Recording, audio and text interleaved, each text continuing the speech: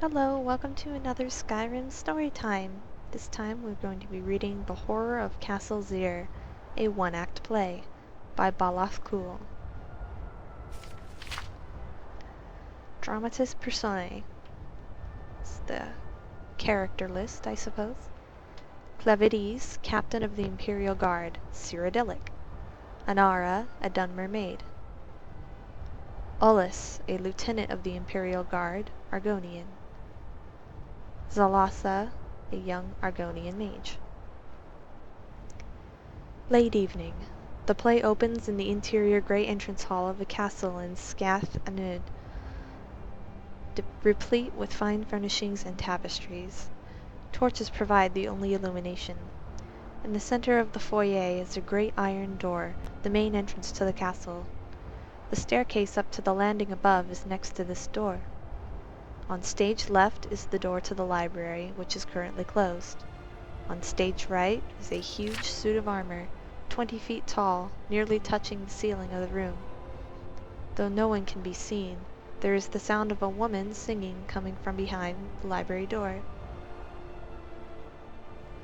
A loud thumping knock on the iron front door stops the woman singing. The door to the library opens and Anara, a common-looking maid, comes out and hurries to open the front door. Clavides, a handsome man in imperial garb, stands there. Anara. Good evening to you, Sergio. Clavides. Good evening. Is your master at home? Anara. No, Sergio. It's only me here. My master, Shadrora Kana Televani Hardalf Xyr, is at his winter estate. Is there something I can do for you? Clavides. Possibly. Would you mind if I came in? Anara.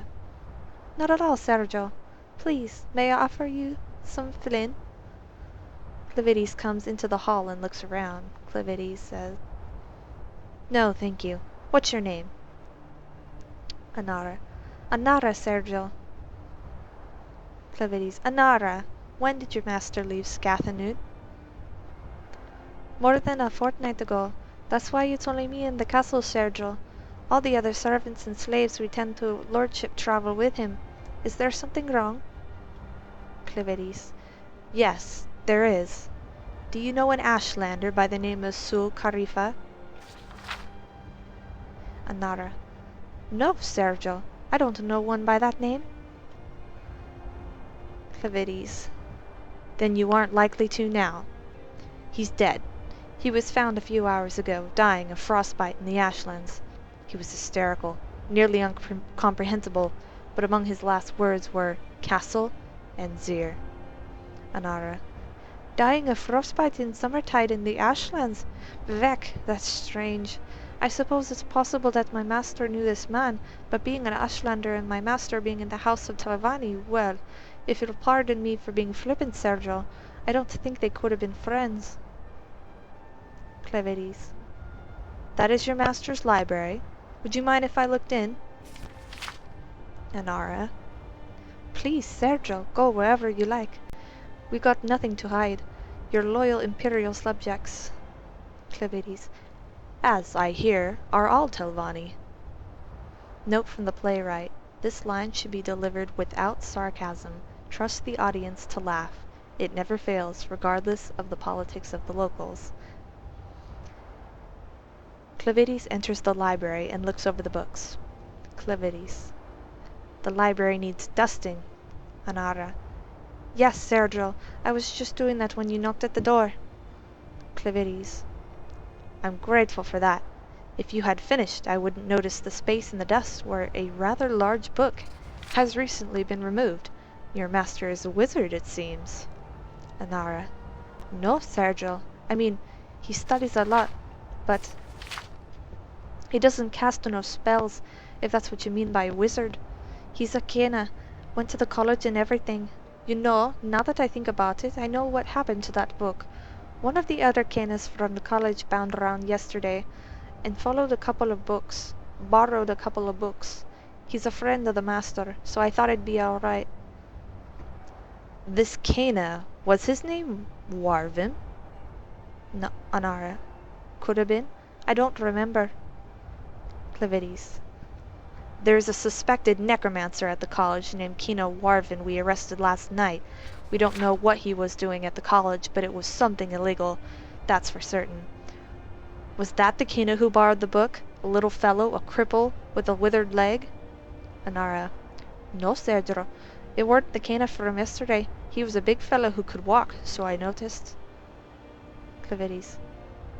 I'm going to have a look around the rest of the house, if you don't mind.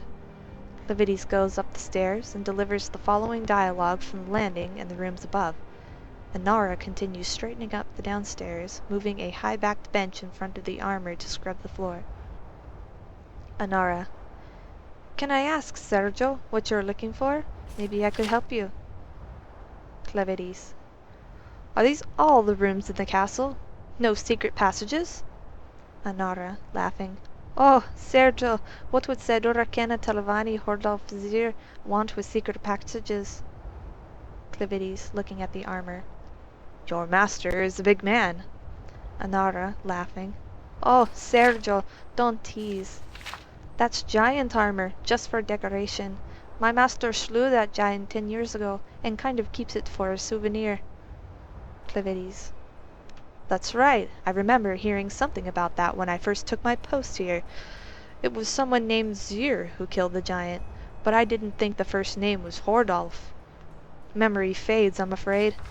What was that giant's name? Anara. I'm afraid I don't remember, Sergio. Clivides. I do. It was Torfang. I got out Torfang's shield. Anara.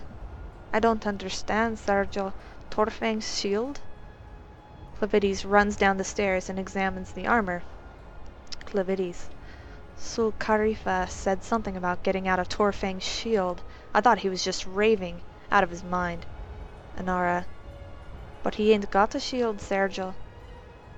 Clivides pushes the high-backed bench out of the way, revealing a large mounted shield at the base of the armor. Clivides. Yes, he does. You covered it up with that bench. Anara. I didn't do it on purpose, Sergio. I was just cleaning. I see that armor every day, Sergio, and Vec, I swear I ain't never noticed a shield before. Clivides. It's fine, Anara. I believe you. Clivides pushes on the shield, and it pulls back to reveal a tunnel down. Clivides.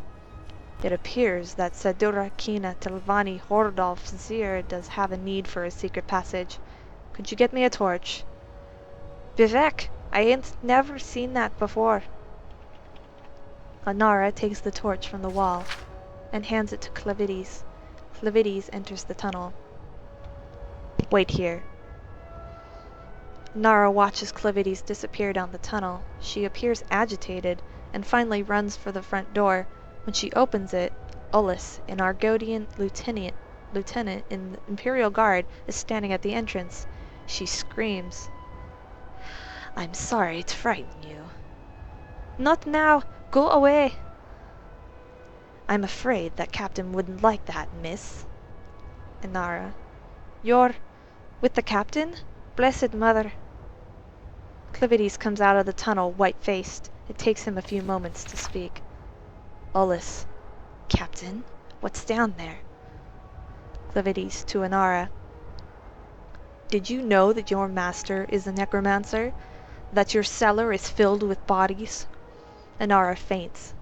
Ullus carries her to the bench and lays her down. Ullus. Let me see, Sergio. Clivides. You'll see soon enough. We're going to need every soldier from the post here to cart away all the corpses. Ullus, I've seen enough battles, but I've never seen anything like this. No two are alike.